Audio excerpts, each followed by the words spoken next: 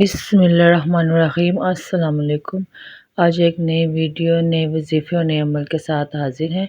آج کا وظیفہ ہے کہ ہم حاسدین سے کیسے بچیں، اور سب سے پہلے مسئلہ ہمارا یہ ہے کہ ہم حاسدوں کو کیسے پہچانیں۔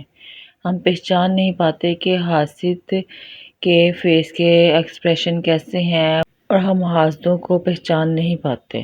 ہم نے ان کے چہروں کے اتار چڑھاؤ کو دیکھنا ہے کہ حسد کرنے والے کی جو مسکراہٹ ہوتی ہے وہ پھیکی اور طنزیہ ہوتی ہے، ہنسی تمسخرانہ ہوتی ہے، اور آنکھوں میں بھی خاص کیفیت ہوتی ہے۔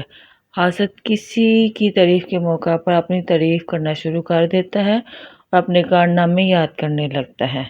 دوسروں کی کامیابی یا خوشی کا موقع ہوتا ہے، مگر وہ اپنی تعریف کیے جاتا ہے، گفتگو کا رخ بدل دیتا ہے، موقع محل سے آڑی گفتگو کرنے لگتا ہے، جو کسی شخص کی برائیاں اور غیبت شروع کر دیتا ہے، اور پھر اس کے عیب لوگوں میں بیان کرنے لگتے ہیں۔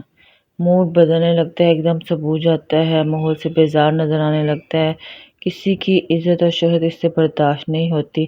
جس سے حسد کرتا ہے ہمیشہ اسے بدنام کرنے کی کوشش میں لگا رہتا ہے۔ حاسد کے حسد سے بچنے کے لیے اللہ تعالیٰ کا ایک بہت ہی خوبصورت اور پیارا نام ہے، جس کو آپ نے روزانہ 75 بار پڑھنا ہے۔ اول و آخر درود ابراہیمی 7 بار پڑھنا ہے۔ وہ نام مبارک یہ ہے: المذل، یعنی ذلت دینے والا۔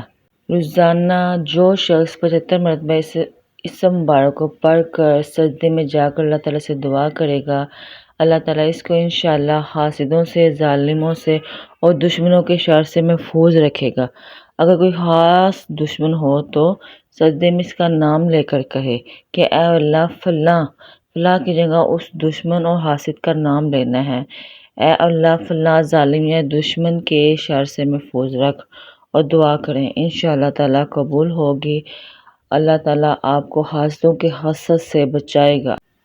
اسکرین پر نظر آنے والے واٹس ایپ نمبر پر رابطہ کر کے آپ اپنا فری استخارہ معلوم کر سکتے ہیں، اپنے نام کی اعداد بھی معلوم کر سکتے ہیں۔ آپ اپنی شادی کی رکاوٹ، بندش یا کاروبار کی رکاوٹ اور بندش کے لیے بھی استخارہ کروا سکتے ہیں، اپنے گھریلو اور روحانی مسائل کا حل بھی جان سکتے ہیں۔ اگر آپ ہمارے چینل پر نئے ہیں تو ہمارے چینل کو سبسکرائب کر دیں اور ویڈیو کو لائک کر دیں۔